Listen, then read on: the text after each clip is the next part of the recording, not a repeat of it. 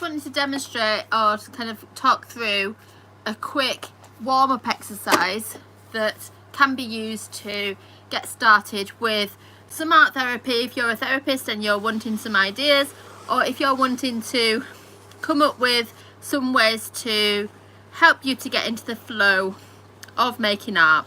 So just first of all, I've just done a wiggle. So the idea of this is that what you're going to do is use a material and keep adding lines and swap it. We're going to do one line and then put that material down, pick up another material, could be a different colour, but different material is important, different material, different colour, and do a second line.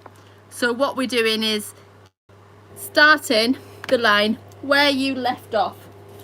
So where that line has stopped, we're going to pick that colour up. I've got a colour stick now, and we're going to carry on with that. So far I've used chalk pastels, which is like soft oil pastels, and then a paint stick. I'm going to carry on with this. This in the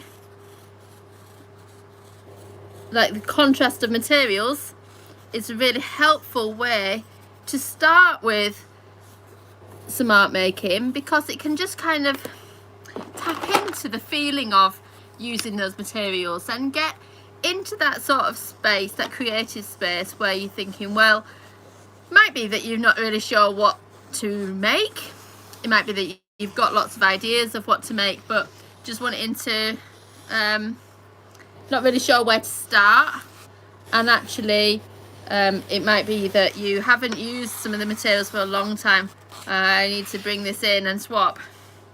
It might be that you haven't used some materials for a long time and would like to just have a little play around and think about like how they might use. So these paint sticks, I think these are really bold and these are really fun to use. A lot of children like to use these. But then actually there might be some materials that you find that you prefer, and you might find that things like this are just too chunky and too bold for what you want.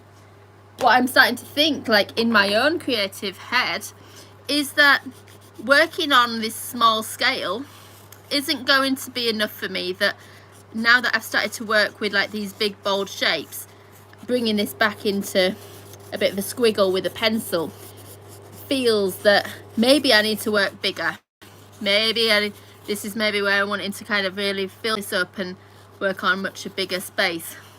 So actually what that's done is it's caused me to decide on some ideas. I think actually one of my next projects is to do something big. So typically this concept, this carry on with the line idea is something I use a lot in my art therapy practice. I've seen this just as a solo exercise now, because quite often people are creating art and enjoying the therapeutic benefits of art by themselves. They might not have a therapist to work with. They are like just having a little play around with materials, and if you take away an intention of drawing and painting in a certain way, then that can be somewhat therapeutic.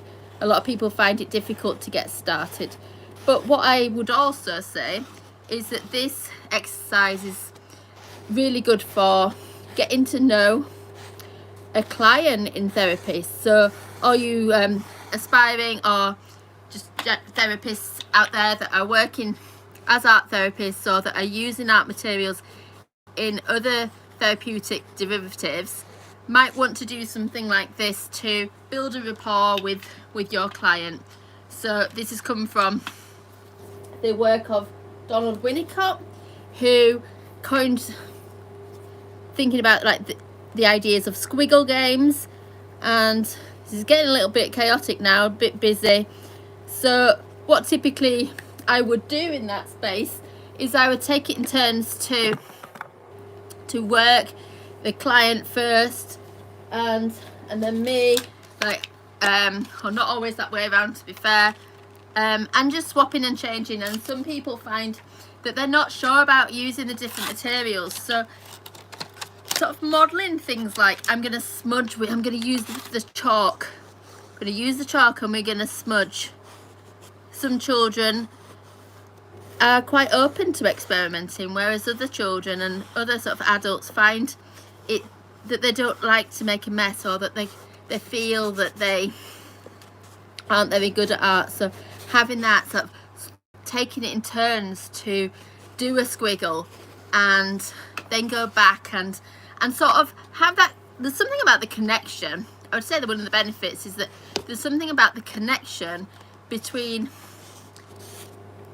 the client, the art therapy client, and the therapist, as well as the connections with the materials, the therapeutic relationship, that triangular relationship that is really key to art therapy, can be really understood just in this first activity. And just as a bit of a story guideline, one of my most recent clients, who was very much like saying, oh, she didn't really like art too much because she feels under a lot of pressure to draw in a certain way. She likes things to be perfect, but she doesn't feel that she's good enough to be able to draw in that perfect way. She said that she really enjoyed the fact that there wasn't a need to be drawing in a set way, that it was okay to be a bit messy, and that sense of a planned spontaneity, planning to work without intention, can be really helpful at that early stages of therapy, and just to dip in and out. So actually I've worked on this, I've added some extra lines and shapes beyond that, the rules of taking it in turns, but this can be something that just takes like 2 minutes, really quick, just coming up with this. It might be that you could do it inside a shape of like your inside the hand shape or an outline of something.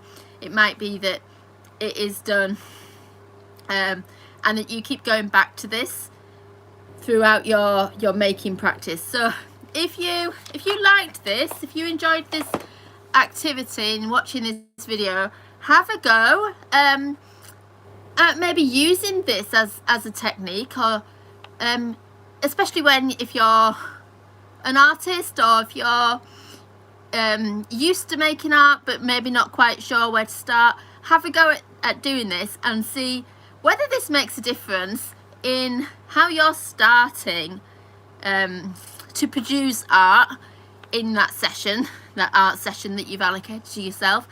Let me know if you've noticed any differences in how you approach art, and maybe in your energy levels, maybe in the ideas that you've got, maybe in the materials that you use.